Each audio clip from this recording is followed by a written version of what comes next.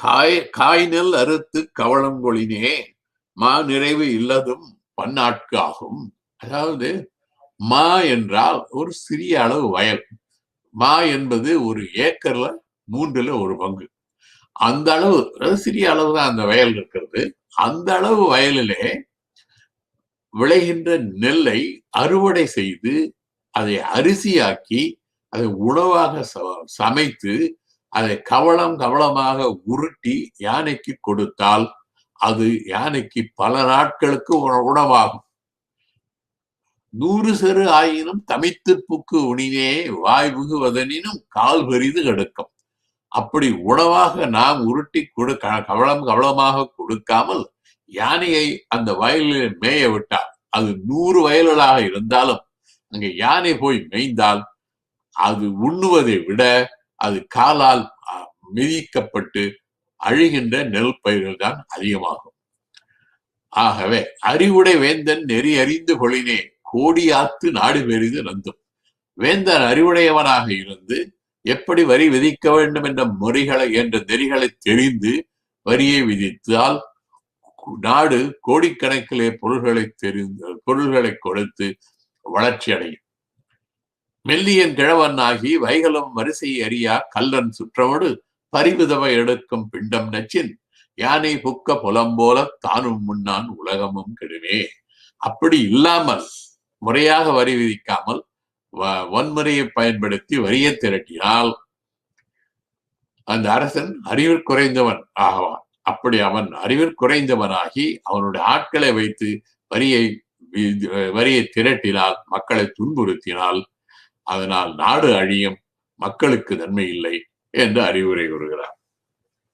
இந்த அறிவுரை அன்று மட்டுமல்ல, இன்றும் ஆட்சியாளர்களுக்கு தேவையான ஒன்று. அண்மையிலே இந்தியாவிலே நிதிநிலை அறிக்கை வெளியிட்ட நீதி அமைச்சர் நிர்மலா சீதாராமன் என்பவர் இந்த பாடலை பாராளுமன்றத்திலே மேற்கோள் காட்டினார். அதை கேட்ட பிரதமர் மோடி கரவொலி எழுப்பி ஆரவாரம் செய்தார். ரொம்ப மகிழ்ச்சி அடைந்தார் அந்த பாடலை கேட்டு. ஆனால் இந்த கொடும் தொற்று நோய் பரவி இருக்கின்ற காலத்திலே கூட ஜிஎஸ்டி வரிகள் குறைக்கப்படவில்லை அல்லது நீக்கப்படவில்லை. பெட்ரோல் விலை 1 லிட்டருக்கு 100 ரூபாயாக இருக்கிறது. சில இடங்களுக்கு அதிகமாகவும் இருக்கிறது. ஆகவே இந்த பாடலை கேட்டு மகிழ்வது மட்டுமல்லாமல் இந்த பாடலில் உள்ள கருத்துக்களை ஆட்சியாளர்கள் பின்பற்ற வேண்டும் என்பதும் தெளிவாக தெரிகிறது. இவ்வாறு சோழ மன்னன் சிறப்பாக ஆட்சி புரிந்தான் சோழ நாட்டிலே. பாண்டிய நாட்டிலே பிசிராந்தியார் நல்ல புலமையோடு செல்வாக்கோடு இருந்தார். இப்படி இவர்கள் 2 பேரும் இருந்த பொழுது ஒருவரை ஒருவர் கண்டதில்லை.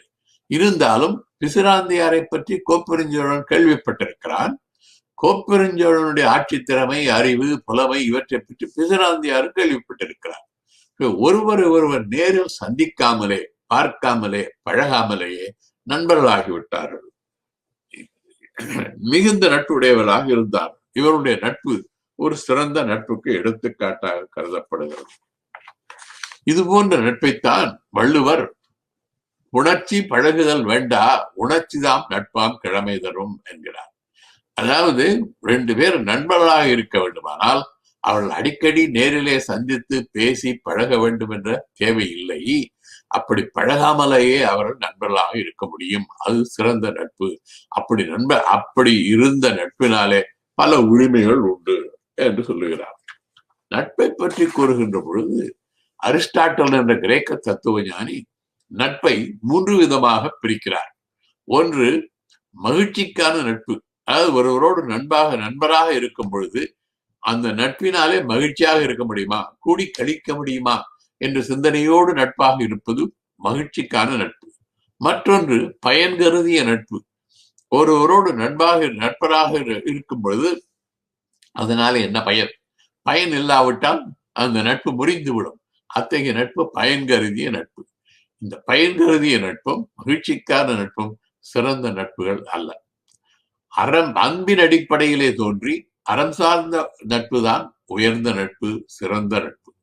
என்பது அரிஸ்டாட்டிலின் கருத்து. வள்ளுவரும் இந்த பயன் கருதிய நட்பையும் மகிழ்ச்சிக்கான நட்பையும் தீ நட்பு என்கிறார். அவரும் இந்த அறம் சார்ந்த நட்பைத்தான் உயர்ந்த சிறந்த நட்பு என்று கூறுகிறார்.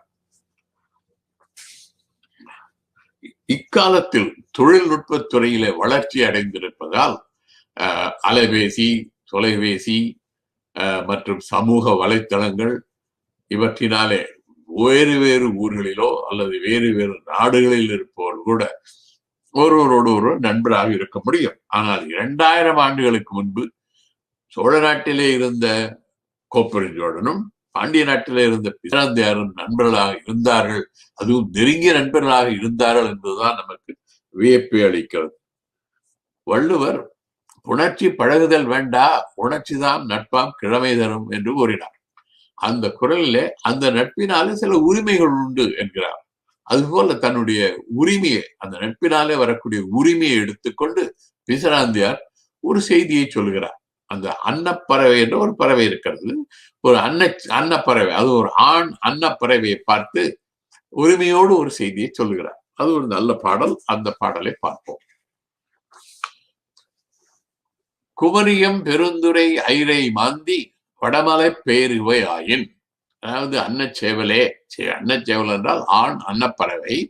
அன்னப்பறவையே, நீ குமரி ஆற்றங்கரையிலே இருந்து ஐரை மீன்களை உண்டு வடமலை இமயமலையை நோக்கி செல்வாயானால், அது அந்த சங்க காலத்துக்கு முந்தி சில பழங்காலத்திலே குமரி ஆறு என்று இருந்தது. கன்னியாகுமரிக்கு தெற்கே குமரி ஆறு இருந்தது, குமரி மலை இருந்தது, பகுருளி ஆறு இருந்தது, பகுருளி மலையும் இருந்தது.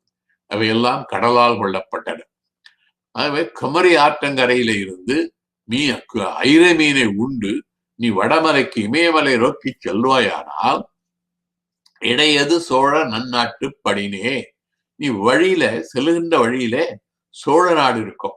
அந்த சோழ நாட்டிலே கோழி உயர்நிலை மாடத்து குறும்பறை அசையி. கோழி என்றால் கோழியூர், கோழியூர் என்றால் உறையூர். உறையூரிலே தான் கோப்பெருஞ்சோழன் தலைநகராக கொண்டு ஆட்சி புரிந்தான்.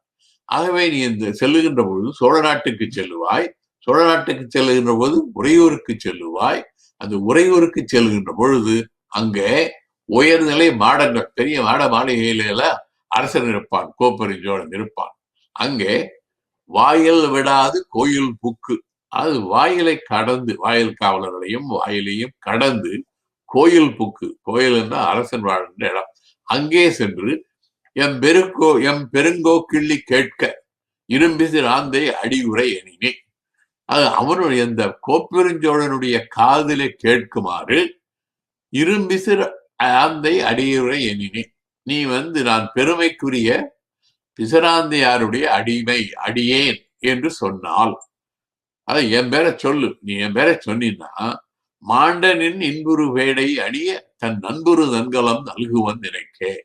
அதாவது சிறந்த உன்னுடைய துணைப்பறவை பெட்டை, பெட்டை என்றால் பெண் அன்னப்பறவை. அந்த பெண் அன்னப்பறவைக்கு என்னென்ன எந்த விதமான நகைகள் எல்லாம் வேண்டுமோ அவற்றையெல்லாம் அவன் மகிழ்ச்சியோடு தருவான்.